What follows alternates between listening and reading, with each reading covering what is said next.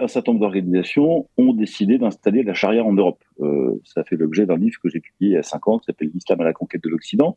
Ça commence par les menus halal, après c'est les horaires à la piscine, après c'est l'enseignement de l'arabe à l'école, après c'est le port des vêtements et ainsi de suite.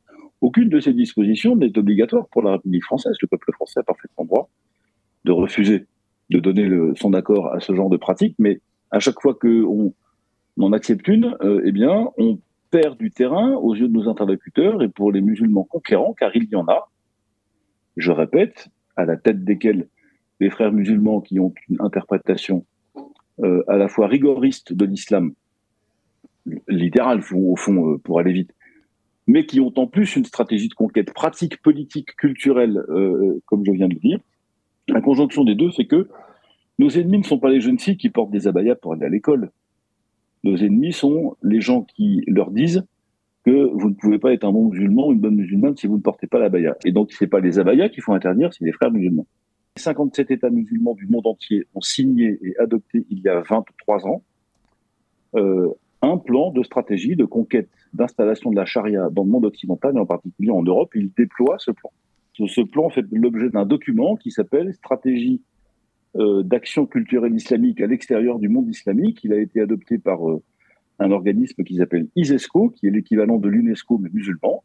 Il a été adopté à Doha en novembre 2000 par les 57 États membres de l'Organisation de coopération islamique, qui est l'espèce d'ONU islamique, et ce document est disponible sur mon site personnel. Il est disponible sur le site de l'ISESCO. Il existe, d'ailleurs, je ne suis pas le seul à en avoir parlé, mais je suis le seul à en avoir fait un commentaire exhaustif, et il dit très clairement que l'islam doit s'étendre, que les communautés musulmanes en Occident ne doivent pas être laissées à leur propre sort, que les États musulmans doivent les aider, et que la meilleure manière d'étendre l'islam en Europe et d'installer la charia, une société de substitution, est-il dit dans le document, c'est de s'appuyer sur ces communautés musulmanes installées en Occident et de leur donner tous les moyens de s'étendre sous la forme d'une conquête, pour la raison que la société occidentale est décadente et qu'elle ne résistera pas. C'est leur hypothèse, et d'ailleurs ils ont raison. Et le dernier point, c'est le fait que nous ayons renoncé à notre propre système de valeurs et qu'en ayant renoncé à notre propre système de valeurs, nous ne prenons plus la peine de critiquer les systèmes de valeurs adverses. L'islam ne prospère pas lorsque le christianisme et ses valeurs sont forts. C'était en tout cas déjà la thèse de Chateaubriand il y a quasiment 200 ans. J'entends les responsables politiques, ça me dépite à chaque fois, me parler de la République, la République, la République, la République, c'est un régime. Moi, ce qui m'intéresse, c'est la France. Et la France va bien au-delà des régimes politiques. Mais comme plus personne ne la défend, qu'on ne sait plus très bien ce que c'est, qu'on affecte de ne pas savoir ce que c'est, bah, quand elle est attaquée, comment voulez-vous qu'elle résiste et qu'on résiste? Oui, Donc parce il y a que cette espèce de renoncement moral et intellectuel qui fait que l'islam conquérant n'a pas d'adversaire, n'a pas d'opposant. Et comme l'Église catholique non plus ne fait pas son travail de critique des systèmes religieux, ce qu'elle a pourtant fait pendant des siècles, non sans avoir été elle-même très critiquée et n'a pas été épargnée par la critique rationnelle de l'Église, bien sûr, enfin, le christianisme en général, ben, l'islam prospère, s'étend de manière irrésistible, au sens où il ne rencontre pas de résistance.